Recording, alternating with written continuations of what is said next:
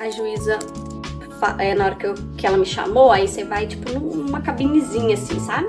Eu me lembro de uma vez que a polícia me parou e eu tava na rua do meu cliente.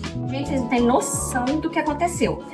A árvore caiu no meio da sala e da cozinha. Oi, gente! Como que vocês estão? Mais um vídeo do canal se iniciando. Espero que você fique até o final. Tô um pouco reflexiva, né? Cheguei em casa agora, estamos tirando as coisas e tô bem reflexiva. Quando eu abri a porta, eu pensei, e eu fiquei pensando, sabe, gente, há 8 anos atrás, né, que a gente tava chegando aqui, a gente não tinha nada, a gente tinha só $3.000 e coragem, literalmente coragem. Porque quando você imigra, o que você precisa ter coragem, viu? O que você precisa ter coragem, o que você precisa ter é coragem. Gente, vou falar uma coisa pra vocês. Esse lugar é maravilhoso. Eu não vou cuspir no prato que eu como, não. Porque se tem um lugar que eu amo é Estados Unidos. Claro que tem as coisas ruins, gente. Como todo lugar vai ter, como todo país vai ter. Tem as suas fraquezas, entendem? Mas eu prefiro aqui do que eventualmente o Brasil. Tenho vontade de voltar? Não tenho. Mas eu pago o preço de estar aqui, entendem? Por exemplo, o meu sobrinho nasceu, eu não conheço meu sobrinho, né, pessoalmente. Os meus filhos não conhecem a minha mãe, não conhecem meu pai, não conhecem o meu irmão, pessoalmente, entende? Eles não têm esse vínculo afetivo. Amigas que casam, amigas que têm filhos, coisas que acontecem e que você não pode estar presente porque você decidiu imigrar, né? Aqui é a terra onde o filho chora e a mãe não vê. É literalmente, tem muito esse ditado aqui, né? E é a pura realidade, sabe, gente? Aqui é um lugar que você pensa assim, pra onde eu vou voltar? Porque não é uma opção você voltar pro Brasil, por exemplo. Pra mim, hoje não é uma opção eu voltar pro Brasil. Mas qualquer coisa que me acontece, eu não tenho pra onde ir, entendeu? Porque todo mundo tá na sua vida corrida aqui. Todo mundo tá nos seus forres. E tá tudo bem, é a vida, entende? E eu tava me lembrando, né, quando eu abri a porta, que eu já morei numa casa que ela era o tamanho desse meu banheiro hoje. E a gente tinha que abaixar para poder passar na cozinha. O banheiro era todo destruído, o piso, sabe? E assim, a gente não tinha outra opção, entende? A gente tinha acabado de chegar, a gente veio com $3.000, literalmente $3.000. E esse lugar que a gente alugou, primeira kitnet, né, que a gente alugou, ele era $3.000. E para você alugar alguma coisa aqui, você tem que dar 1 mês do aluguel, né, o primeiro, o último e um depósito, ou seja, o aluguel era $1.000, então a gente deu $1.000 do primeiro mês, $1.000 do último mês e $1.000 do depósito. A gente tinha $3.000, aí o nosso dinheiro acabou. Ou seja, a gente trabalhava literalmente para comer no começo, era isso. Eu limpava 6 casas com uma mulher. Quando eu chegava, eu pegava o carro que a gente financiou, porque a gente precisava de mais trabalho. Financiou num juro altíssimo, porque a gente tinha acabado de chegar, a gente não tinha crédito, a gente só tinha o passaporte. E a gente ia limpar esse lugar, era um laboratório. Eu tinha que limpar a cozinha, os banheiros, passar o aspirador no chão e passar pano. E o Saulo pegava, né, recolhia 173 lixos. A gente chegava em casa 1h da manhã.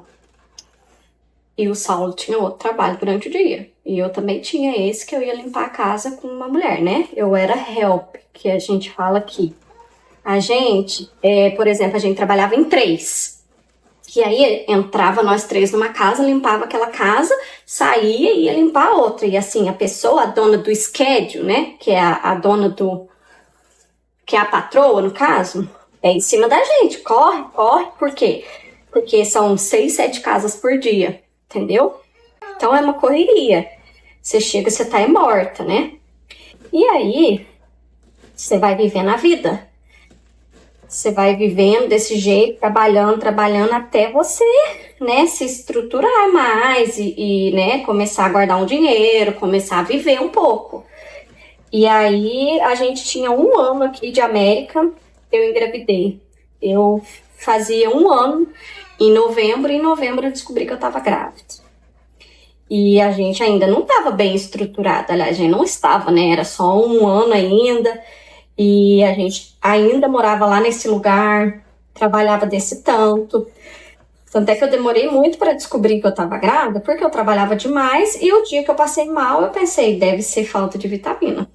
A vitamina tá aí, fazendo 7 anos. E é assim, sabe? Aqui você tem que pular. Não tem essa de ter para onde voltar. Aqui não tem pai, não tem mãe, não tem ninguém para te ajudar, não. Aqui é cada um por si e Deus por todo, gente. Eu não tô falando que não existe pessoas boas, amigos leais. Existe. Mas é aquilo, né? É um outro mundo. Você tá num país que não é seu, uma língua diferente, o que dificulta muito pra você. Não é impossível, né? Lógico que não é. Mas é difícil. Não vou falar que é fácil, porque não é. E as coisas vão acontecendo, né? As coisas vão acontecendo.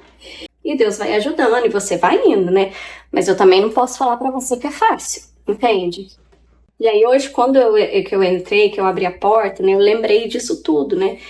Que tudo pode mudar em 7 anos, né? Hoje eu tô passando por algumas coisas, né? Difíceis, que eu nunca pensei que eu passaria. Eu estou passando e já passei. E quando eu abri a porta, que eu vi a minha casa, né, eu pensei, nossa, aquilo tudo passou, sabe? Aquele sofrimento. Eu lembro que um dia a gente tinha $20 só pra passar a semana. E aí o Saulo foi no supermercado e tem as bandejinhas de carne, né? Supermercado americano, tipo assim, $8, $7, bem pouquinho.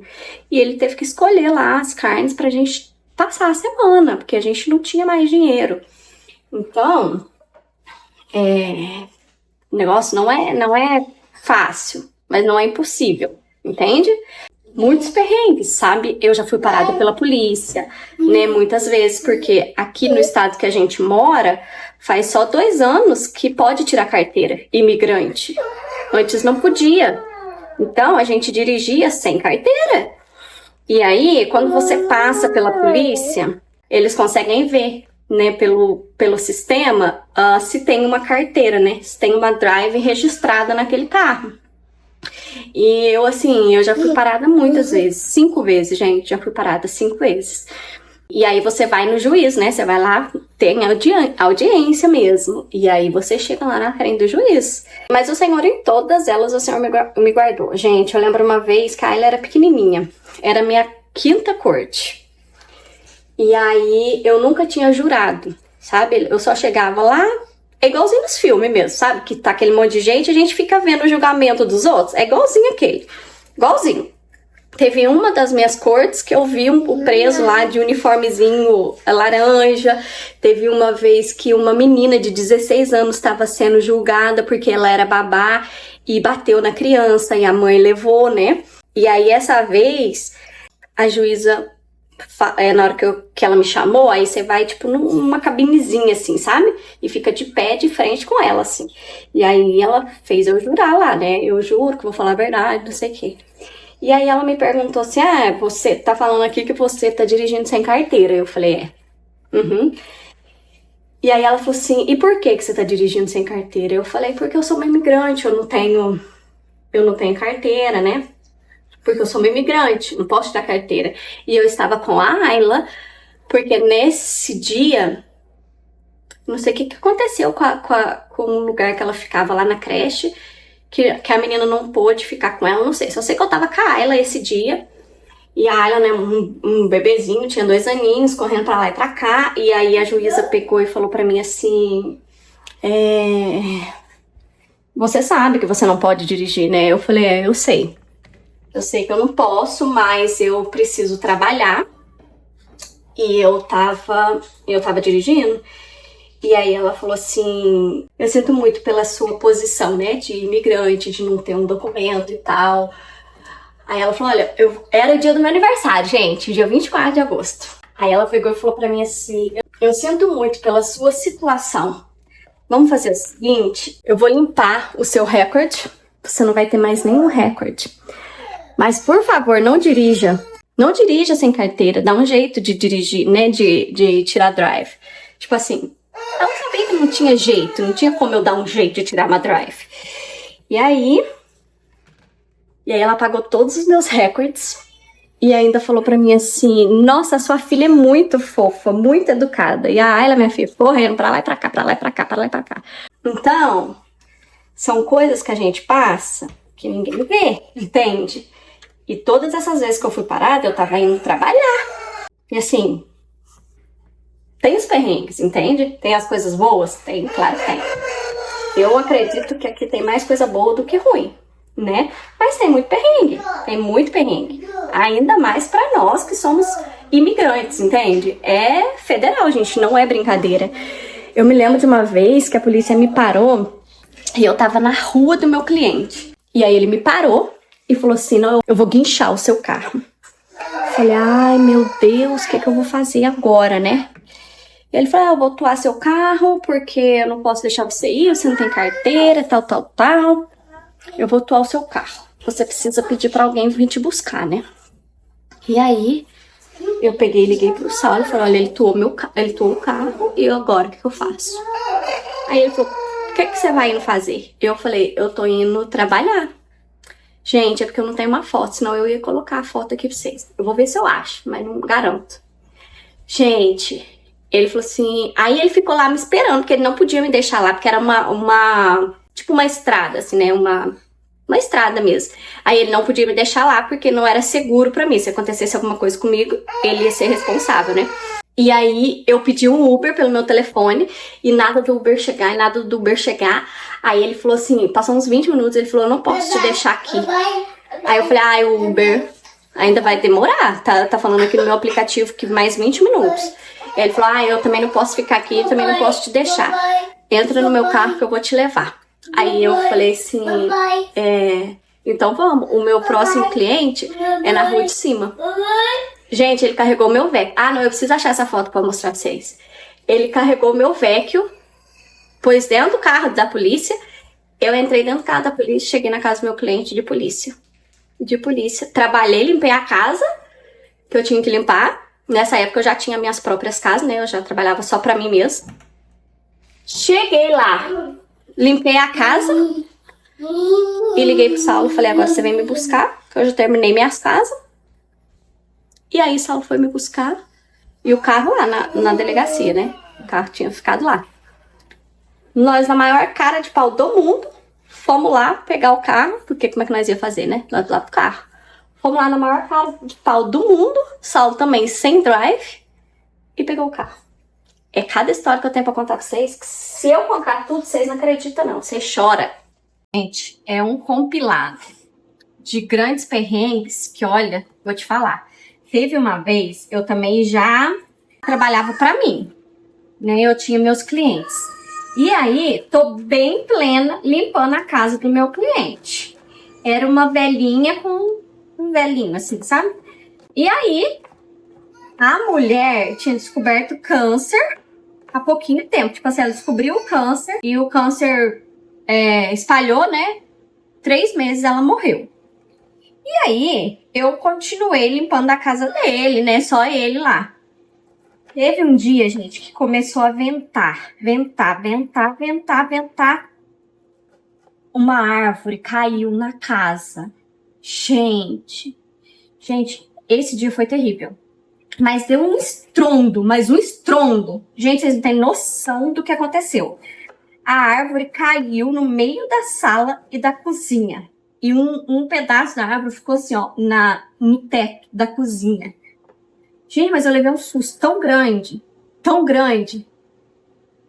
que eu só ouvi ele chama Pascoal. Eu só ouvi ele falar, Ana, eu tava assim, ó, intacta, porque eu tinha acabado de passar pela sala. Eu fiquei parada de tanto susto. Quando a gente se deu por si, né?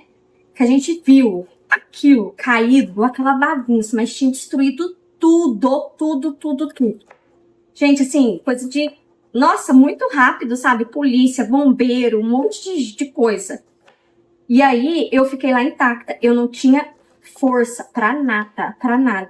Eu só lembro do bombeiro falar pra mim assim, tá tudo ok com você? Tá tudo ok com você? Eu falei, tá tudo ok comigo. E aí ele falou, você consegue dirigir ou você quer ir pro hospital, que não sei o que. Eu falei, não quero não. Não quero ir não, eu só quero ir pra minha casa mesmo. E foi estrondoso também. Foi assim, foi um dos maiores sustos que eu levei aqui. O que mais de perrengue que eu tenho pra contar pra vocês? Nossa, depois que eu ganhei a Ayla, 28 dias depois, eu comecei a passar mal. Aí, eu vomitava, né? E eu pensei que era porque a gente tinha comido alguma coisa, né? E aí eu falei pro Saulo, não, pode trabalhar. Pode trabalhar que vai dar tudo certo. Deve ser alguma coisa que eu comi. E aí, Saulo foi trabalhar. Na hora que deu 9 horas, eu já não aguentava mais de dor. Eu não tava raciocinando. E a Ayla lá no Moisésinho na sala comigo. E aí eu liguei pro Saulo e falei, aonde você tá? Ele falou, eu tô 1 hora de casa. Eu falei, então você vai ter que chegar com 30 minutos, meu querido, porque eu tô morta. Na hora que o Saulo chegou, eu tava desmaiada no sofá e a Ayla lá no Moisésinho. E aí o Saulo correu comigo pro hospital, levou a Ayla junto, a Ayla com 28 dias. E aí tive apêndice. Tive que fazer cirurgia de apêndice. Eu cheguei lá, era tipo... sei lá, umas 10 horas, eles foram descobrir que era apêndice 11 horas da noite. Vocês acreditam? Daqui é meio devagar, assim, sabe? Então, gente, quando eu falo que aqui é um lugar muito bom, eu amo aqui. Só que vocês conseguem entender que aqui não é o nosso lar, não é a nossa casa, entende? Tipo assim, não é.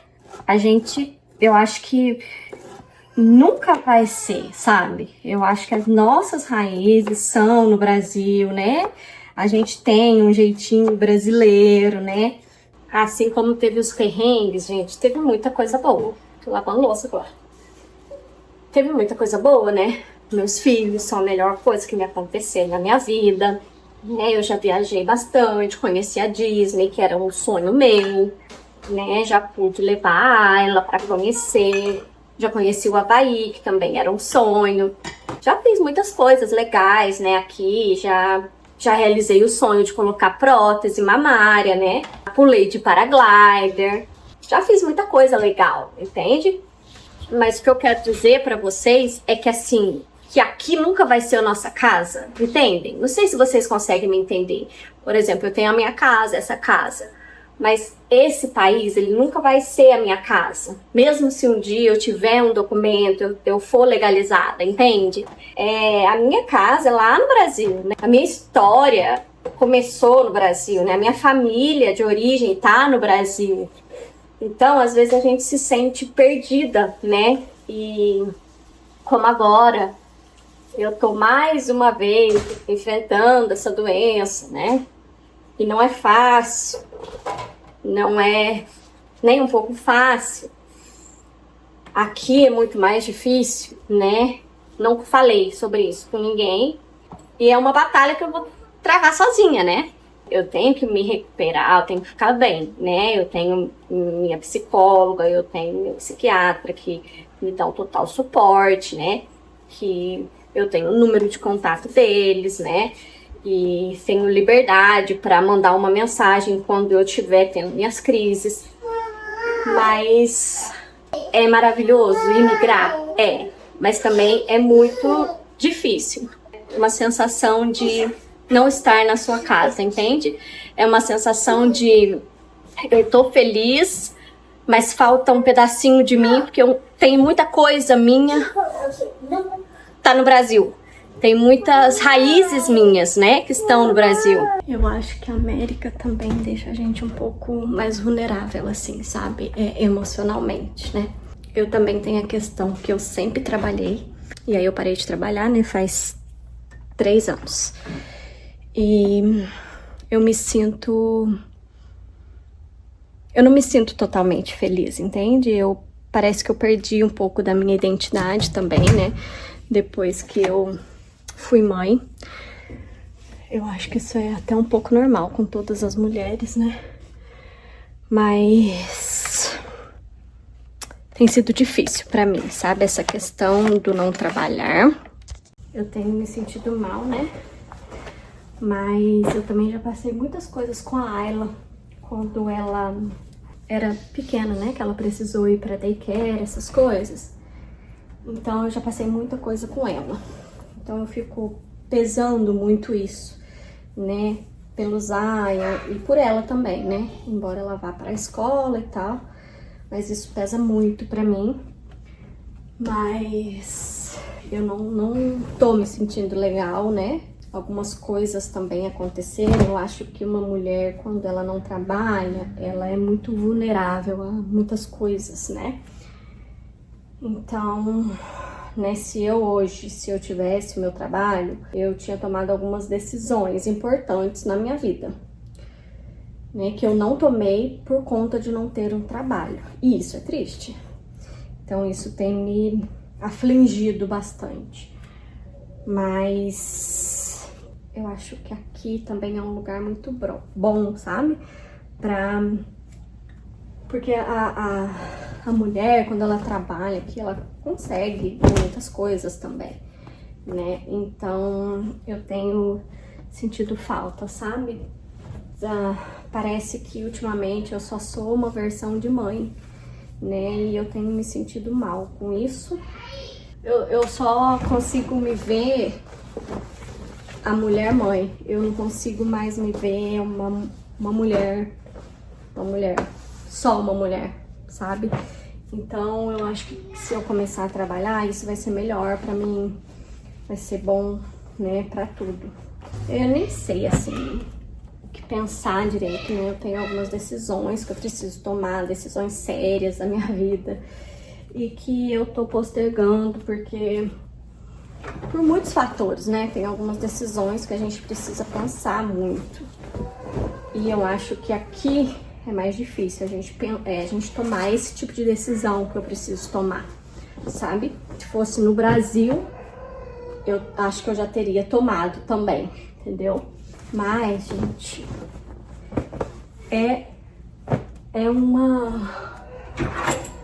tem o pós e tem o contra, né? De viver aqui, de estar aqui. Mas eu acho que o trabalhar é muito importante pra mim e é o que eu preciso fazer no momento, sabe? Sair pra trabalhar mesmo. E porque eu sempre trabalhei, né? Então isso tem feito falta na minha vida e eu acho que eu preciso ir. Foi só um desabafo mesmo esse vídeo, né, gente? Foi literalmente um desabafo, não foi? Vocês vão me julgar? Ou não? Vocês vão continuar me assistindo? Né? Se você já não é inscrito, se inscreva no canal. Vai nas minhas redes sociais, me segue. Se inscreva no canal, comenta, compartilha, manda pra sua amiga que gosta, que é mãe, que é mulher, que é solteira, que tá aí traumatizada igual eu, entendeu, gente? Vamos todo mundo traumatizar junto. Vamos todo mundo.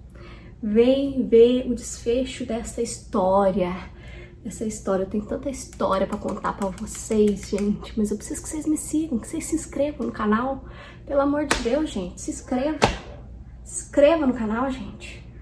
Tenha dó de mim.